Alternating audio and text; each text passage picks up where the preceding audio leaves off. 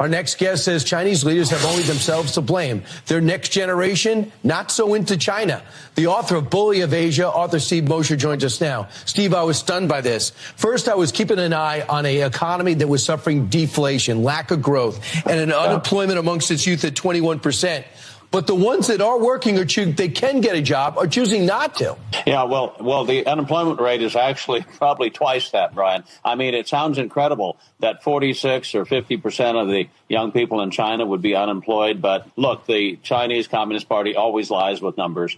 The real numbers that come out of Beijing tell me that about half the young people in China are unemployed. No prospects, no future. The economy is in decline. The housing market is collapsing. So there are economic factors here going on. But let's go back a few years to the one-child policy, Brian, because these young people in China are the products of almost 40 years of a one-child policy. They have no brothers and sisters. They have no aunts and uncles, no cousins. They were raised by two parents who doted on them, four grandparents who doted on them. We call them little emperors for a reason, because most of them are boys. Most of them are young men. There are 30 million more young men than women in China. These young men don't have any prospects for marriage, don't have any prospects for having a family. Naturally, they're depressed. Then add to that the COVID lockdowns. My goodness, we had COVID lockdowns here. China's COVID lockdowns lasted far longer and were far harsher than ours. 2 years, social isolation.